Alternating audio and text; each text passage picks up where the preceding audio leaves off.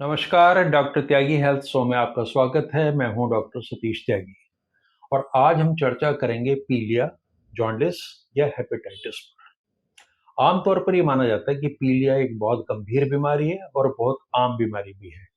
लेकिन सबसे पहले हमें इस चीज को जानना होगा कि पीलिया कोई बीमारी है ही नहीं। Jaundice is not a disease, it is just a symptom. ये लक्षण है उस सारे उत्पात का, उस उपद्रव का जो आपके शरीर में चल रहा हो। इसके चलने के कारण क्या हो सकते हैं? या तो वायरस आपके शरीर के अंदर चला जाए, या आपके पित्त की थैली में जहाँ ये बाइल इकट्ठा होता है, हमारा पित्त इकट्ठा होता है, इसमें पथरी हो जाए, या कोई आप दवाई ले रहे हो, जैसे टीबी की दवाई है बहुत सारी, रिफेम्पसिन वगैरह, तो उसको बोलते हैं ड्रग इंड्यूस्ड हेपेटाइटिस। तो हेपेटाइटिस होने के कई सारे कारण हैं और उन कारणों का जब शरीर में जमाव हो जाता है तो वो वजह बनते हैं। तो हमारी जो पित्त की थैली में स्टोर है बिलिरुबिन, बिलिरुबिन जो हमारी पाचन क्रिया के लिए बहुत जरूरी है और जिसे लीवर बनाता है, तो उसकी अबंडेंस हो जाती है, अधिकता हो जाती है। और वो बिलिरुबिन फिर हमारी स्किन के नीचे जाके इकट्ठा हो जाता है, आंखों के में जाके इकट्ठा हो जाता है, तो आंखें पीली नजर आएंगी, पेशाब बहुत ज्यादा पीला आएगा, स्किन पे पीलापन नजर आएगा। और जब ये सारी चीजें लक्षण आपको नजर आते हैं तब अचानक ये नोटिस किया जाता है कि अरे, ये तो पीलिया है। लेकिन पीलिया की शुरुआत तो इससे 1 हफ्ता पहले हो चुकी होती है, उस बीमारी की शुरुआत। बीमारी की शुरुआत कैसे होगी? आपके शरीर में खास किस्म की लेथार्जी होगी, सुस्ती होगी, भूख लगना बिल्कुल बंद हो जाएगा, जी मिचलाएगा जिसको नौसिया बोलते हैं हम मॉडर्न मेडिकल साइंस में, और वॉमिटिंग होने की प्रॉब्लम शुरू हो जाएंगी। लीवर के हिस्से में हल्का-फुल्का दर्द हो सकता है। ये जब लक्षण आपके होंगे, खासतौर से भूख पूरी तरह से बंद हो जाती है। अब सेकंड इसका जब वीक शुरू होगा तो उसमें क्या होगा, ये पीलापन आपके सारे शरीर के हिस्सों में आना शुरू हो जाएगा। और ये शुरुआत होती है पीलिया सही होने की। जैसे ही बिलिरुबिन फैल के ये पीलापन आएगा, उस समय आप देखेंगे कि अधिकांश केसेस में हेपेटाइटिस के भूख वापस लौट आती है धीरे धीरे। और यहीं से खेल शुरू होता है टोटकों का, मंत्रों का और तालाब में नहाने का। अजीब-अजीब से हिंदुस्तान में इसके उपाय बताए जाएँगे। कोई केले के अंदर दवाई दे रहा है, किसी तालाब विशेष में जाके, हरियाणा में भी हमारे यहाँ छारा गाँव, वहाँ पे एक बड़ा मशहूर तालाब है कि वहाँ पे जाके नहा लो। और तो और पीलिया के मंत्र दिए जाते हैं, पीलिया के झाड़े लगते हैं।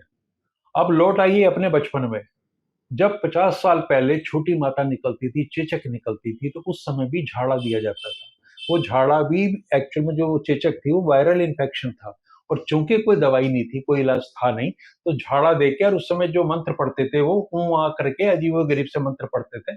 5-7 दिन वो प्रोसेस चलता था, तो जो नेचुरली ठीक होने वाली स्थिति थी वो पैदा हो जाती थी और सारा का सारा श्रेय इन आपको मंत्रों को, झाड़ों को और तालाब में नहाने को दे दिया जाता था।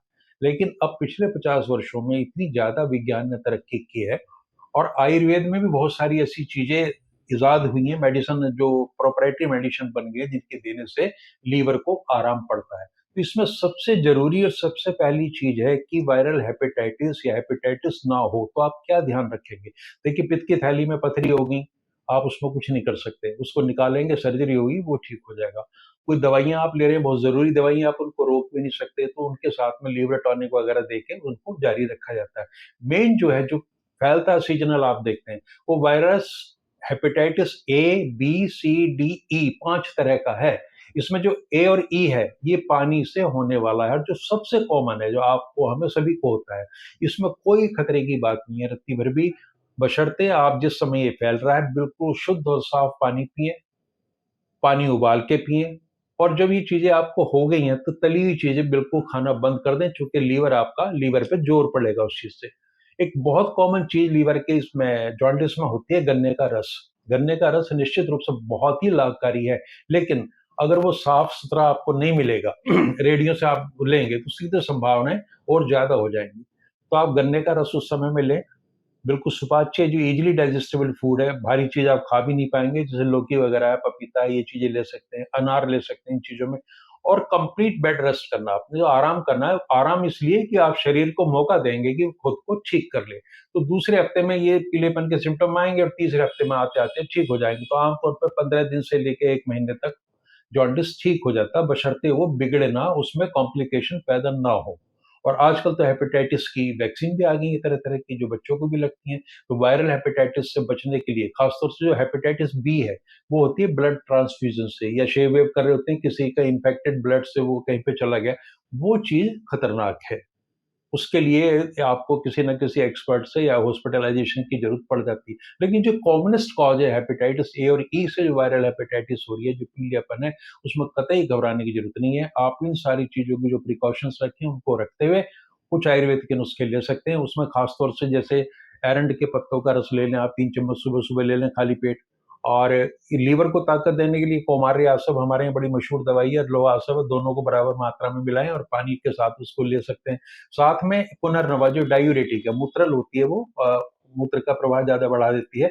और मकोए, और एक बहुत ही प्रसिद्ध, तो मैं नहीं कहूंगा, लेकिन एक बहुत प्रभावी दवाई है भूमि आंवला। तो इन चीजों को अभी आप काढ़ा बना के ले सकते हैं। बट ये सारी चीजें सपोर्टिव है, ये कोई ऐसा वो नहीं है कि इसका कोई रामबाण इलाज है। जो प्रोसेस सही होने का है नेचुरली, उसमें ये मदद करेंगी सारी की सारी चीजें। तो कंप्लीट बेड रेस्ट रखें, खाने पीने में बिल्कुल तली हुई चीजें बंद कर दें, और जो मैंने चीजें बताई आपकी आयुर्वेद की, इसका इस्तेमाल करें, जॉन्डिस आपका ठीक हो जाएगा। अच्छा सर, पीलिया सबसे खतरनाक कौन सा है ए से लेके ई में, और जिसमें ज्यादातर डेथ भी हो जाती है? वो हेपेटाइटिस बी है। अच्छा, उसके सबसे बड़े कारण क्या है बनते हैं? उसके बड़े कारण है ब्लड ट्रांसफ्यूजन। मान लीजिए किसी को हेपेटाइटिस बी है ऑलरेडी, है ना, जी। और वो शेव करा रहा है किसी नाई वगैरह से, और नाई ने अपना जो वो रेजर वगैरह यूज किया है, ब्लेड यूज किया है, उसी रेजर से या ब्लेड से वो कर देता है किसी और की अच्छा। मतलब उसमें तो जाहिर सी बात, कई बार ब्लेड लग जाता है, तो एक संभावना। वो नंबर 2, ब्लड ट्रांसफ्यूजन। अच्छा। जो रक्तदान होता है उसमें भी हम ये इंश्योर करते हैं कि जो भी ब्लड देने वाला है, डोनर है, उसको हेपेटाइटिस बी वगैरह ना हो। तो इन चीजों की प्रिकॉशन रखनी है। हेपेटाइटिस बी भी अब बहुत सुधार आ गया है, जिसे काला पीलिया बोल देते हैं इस अच्छा, तरीके से। तो तो इसका जो अ, लक्षण है वो हाँ, क्या सेम होते हैं वो दूसरे? लक्षण आमतौर पर सभी के सही है, इनके एक ही जैसे। होता क्या है कि हेपेटाइटिस में आपका लीवर बीमार हो जाएगा, हुँ। लीवर की सेल्स जो है उन पर सोजिश आ जाएगी। और लीवर चूंकि हमारे शरीर की केमिकल फैक्ट्री है, सारे प्रोडक्शन वहीं पे होते हैं। जब वो बीमार हो जाएगी तो जाहिर सी बात है कि पूरे शरीर पर उसका विपरीत प्रभाव पड़ेगा। तो हेपेटाइटिस भी सबसे ज्यादा डेंजरस है। अच्छा, ये टोटके इसलिए सफल हो जाते हैं क्योंकि वो मरीज़ उनके पास पहुँचता ही तब है जब वो ठीक होने वाला होता है। बिल्कुल। जब दूसरे सप्ताह में, उनको तो पता ही तब चलता है जब आंखों में पीलापन आ जाता है, पेशाब बहुत पीला हो रहा होता और है। तो वो ठीक होने और वाला मैंने होता कहा है। ये रिकवरी फेज है, ये दूसरी अवस्था है जिसमें वो ठीक होने ही लगता है। अच्छा, कुछ कॉमन ऐसे भी केसेस में। प्रयोग देखे हैं सर कि मेरे गाँव में एक आदमी कान से पीलिया निकाल देता था अखबार लगा के। तो वो किस तरह के टोटके होते हैं? देखिए, अब जब आपने शब्द ही टोटका यूज कर दिया तो कुछ भी हो सकता है। हो सकता है कुछ लोग 7 बार कुछ मिर्च उतार दें, या 8 हाँ, बार पैरों के नीचे से किसी कुत्ते को निकाल दें। हाँ, तो हाँ। कोई भी टोटका चल सकता है, चूंकि अब सही होना ही है। तो श्रेय जो है वो जाहिर सी बात है, वो कुदरती निजाम को नहीं जाएगा, वो उन्हीं चीजों को जाएगा जिसपे ये आपने ये इस तरह के तो प्रयोग किए। आयुर्वेद में जब इस बीमारी के बारे में लिखा गया था तब तो ए, बी, सी, डी, ई तो होता नहीं था। तो तब क्या उनका बिल्कुल, कॉमन उनके आयुर्वेद में धर्मेंद्र जी, अब ये तो ये कंसेप्ट 150-200 साल से आई है इन्फेक्शन की, हुँ, मॉडर्न हुँ। मेडिकल साइंस में, हाँ, कि बैक्टीरिया से, वायरस से इन्फेक्शन होता है। उससे पहले आयुर्वेद में तो इनके लिए भूत शब्द का इस्तेमाल हुआ भूत शब्द है। का? भूत, हाँ। अच्छा, और भूत का मतलब ये है कि जो चीजें हमें दिख नहीं रही लेकिन है, तो अच्छा। हम उस उन चीजों को भूत में मान लेते थे। आगंतुक है, मतलब जिसके कारण आपकी समझ में नहीं आ रहे, लेकिन मनुष्य बीमार हो रहा है, रोगी बीमार हो रहा है, तो उनका श्रेय हम उन्हें दे देते थे। लेकिन तब भी खुले तौर पे ये कभी नहीं कहा गया कि बैक्टीरिया वायरस की तो कोई कंसेप्ट ही नहीं थी। हुँ। एक बाहरी चीज मान ली है जो हमारे शरीर में प्रवेश करती है, और उसको अब जैसे भूत भी प्रवेश ही करता हाँ, हाँ, हाँ। है ना? तो इस तरीके से उनकी धारणा बनी। तो आयुर्वेद का सिद्धांत ही बिल्कुल अलग है।